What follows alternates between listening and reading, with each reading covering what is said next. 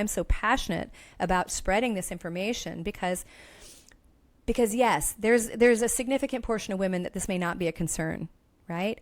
But I think you can't tell that until you know that.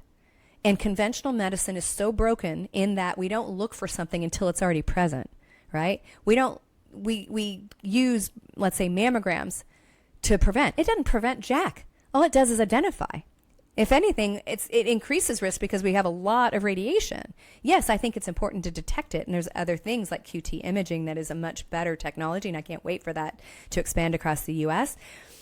But detection, meaning waiting for a symptom to show so much that you can go detect it, is not prevention. And we have the ability, particularly around these type of cancers, to do something. It may not be everything, but something is better than nothing. And I think for a lot of women, knowing this kind of information will allay your fears around what you know you probably need, which is you probably need hormone replacement because you're tired of the brain fog, the fatigue, the lack of libido, the painful sex, the urinary incontinence, the mood swings. Oh yeah, and the hot flashes and the night sweats, which, increase your risk for stroke and heart attack. I don't know if you know that, but by almost 50%, right? So all of that osteoporosis risk, I think being able to understand that there are things that you can do and look at to identify some of those other things that you think are risks and that could potentially be risks, even if you're not on hormones, and actually hormones may be protective.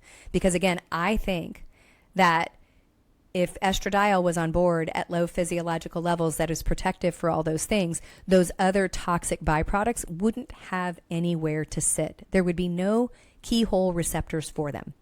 And I believe that's the problem. And I think we oversimplify in medicine because the target was always that we're going to use estrogen receptor as the drug target for delivery. Not necessarily that's the thing that did it itself. It just happened to be the drug target for delivery, and that we're overlooking the biology, the chemistry, and the physiology of the body, right? And until we test that, we don't know. So, of course, I've got my working hypothesis. Don't run around and say, Betty said it, and if this is true, this is my working hypothesis. But I do believe that there's truth here. And I do believe that you can be armed with this kind of data and this kind of information about your own health, so you can make your own decisions and you can get help and get hormones replaced if that's what you want and if that's what you need. I do believe most women would benefit from that, just from everything I've studied, right? And the tens of thousands, I don't even know how many tens of thousands of people that we've helped over the years, maybe hundreds of thousands at this point. I know that to be true.